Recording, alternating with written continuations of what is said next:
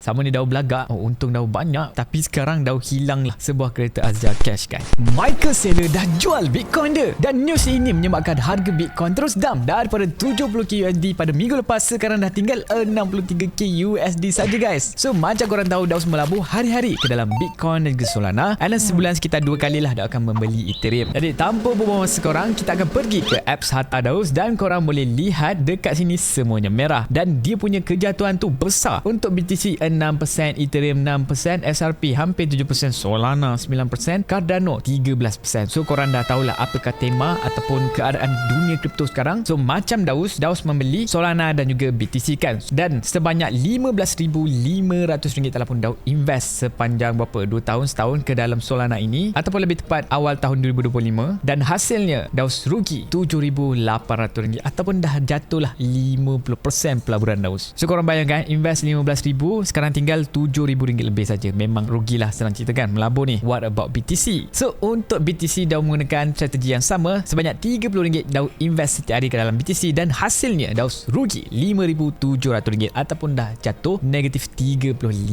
guys. And then guys, Daus ada lagi satu plan BTC, yang ini Daus invest RM60,000 dan hasilnya Daus rugi RM25,000, dah jatuh 41% guys. Hampir setengah persen nilainya hilang macam tu saja. Dan yang ini memang Daus dah stop lah. So Daus rasa average price dia sekitar 100k ke atas USD, sekarang dah 60k, so memang akan rugilah selagi dia tak melebihi 100k ke atas tu. Jadi yang ini nak tak nak Daus kena order long term lah, sebab kalau Daus cut loss sekarang Daus rugi 25,000. Jadi now kita gabungkan segala kerugian yang Daus alami daripada BTC dan juga Solana, dan hasilnya total kerugian Daus adalah sebanyak RM38,000 guys. Sama ni Daus belagak, untung Daus banyak, untung tu boleh beli kereta cash, MyV Cash, Azia Cash, tapi sekarang Daus hilang lah sebuah kereta Azia Cash guys. Jadi total modal 92k, andai kata Daus cut loss dan withdraw semua kan, Daus akan dapat sekitar RM50,000 lebih lah sekarang ni. So bagi Daus memang nak tak nak, Daus terpaksa hodl sekarang ni. And then guys, Daus ada juga melabur ke dalam Ethereum, tapi itu di platform Luno. So sekarang ada RM200 lah yang on the way, tapi sebenarnya tak tepat pun, sebab korang nampak RM200 worth of Ethereum sekarang tinggal 185. Jadi untuk itu korang kena tengok dia punya asal di sini. Modal Daus adalah 5187. Jadi untuk Ethereum di Luno Daus sedang rugi RM1,900 ataupun dah floating loss sebanyak 36% guys. So untuk tahun ni, bulan ni lah rugi yang paling besar sekali, rugi RM1,900. Dan kalau kita tengok untung kan, pada tahun lepas paling banyak pun untung 2,100 je, tapi Daus tak take profit, dan sekarang Daus dah rugi hampir nak melebihi keuntungan yang Daus tak take profit pada tahun lepas. Jadi guys, Daus tak takutlah terhadap apa yang sedang jadi sekarang. Daus akan teruskan GCE selama bertahun-tahun sampailah dia akan rebound semula.